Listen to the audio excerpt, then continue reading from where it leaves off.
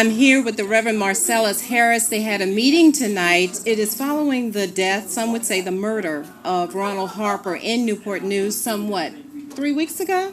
February 18th. Yes. February the 18th. You are the Vice President for the Coalition for Justice. And first of all, were you pleased with the turnout tonight? Absolutely pleased. The room was packed. The room was packed. I mean, the fact some folk walked out because they couldn't get in. Why do you think everybody was here? Why do you think so many people? Because all of us are impacted by an incident like this. It's not an isolated incident.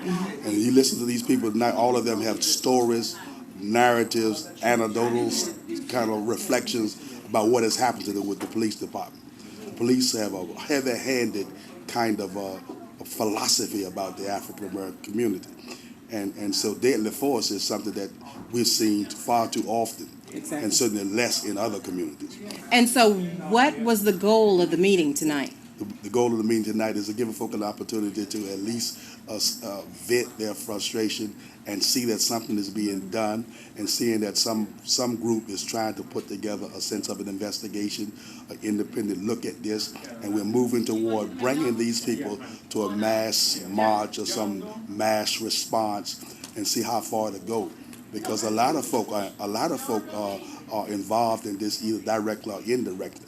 We want to be sure it reaches our elected officials. We want to be sure it reaches the mayor of the city. We want to be sure it reaches the city Were they manager. invited to the meeting tonight? It was a matter of notice in the daily press. Right. You saw mentioned tonight that none of them showed up. And what does that say to you? It says that they haven't taken the interest that they need to take. One.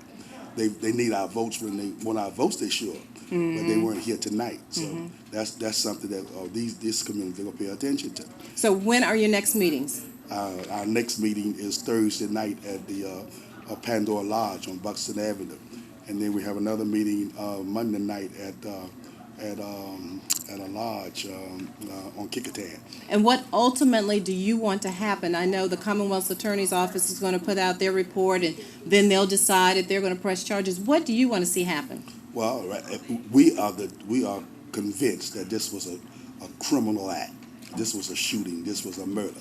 Anything less than that, we're going to really raise sand about somebody glossing over the facts as we know them. Mm-hmm. Because anybody can see that a man who shot once down and got several shots in the back, that you got to justify those many bullets, somebody emptying a cartridge and reloading and shooting some more. Mm-hmm. I mean, somebody got to explain how you can justify how this man was still a threat and still being shot at. Have you had any contact at all with the police?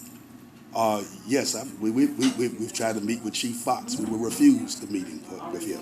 Okay. I met with him in October, Mr. Rudy Langford, our president, and I met with him in October and talked to him about situations in our community, particularly as it relates to minority hiring and minority promotion. They're going to have about 16 or 17% of their officers or their police force is black.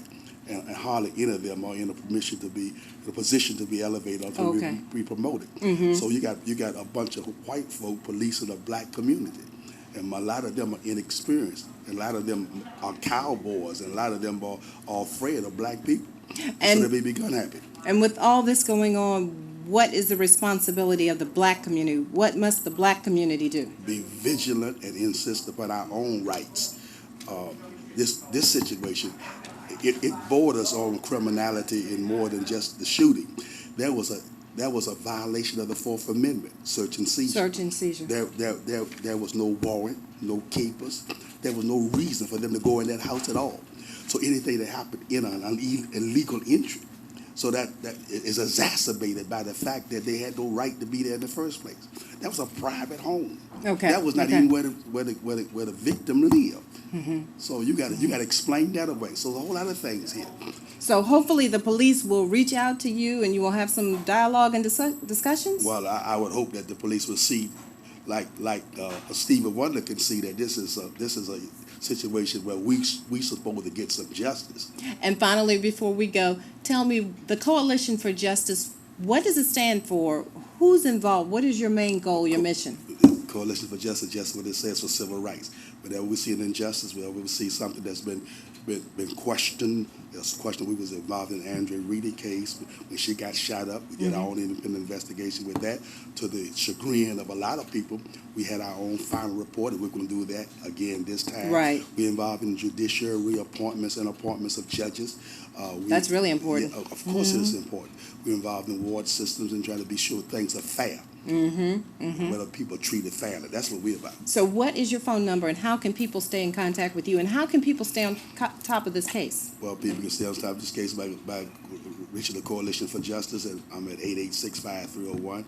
I'm the Vice President. Mr. Rudy Langford is the President at 722-3476. Okay.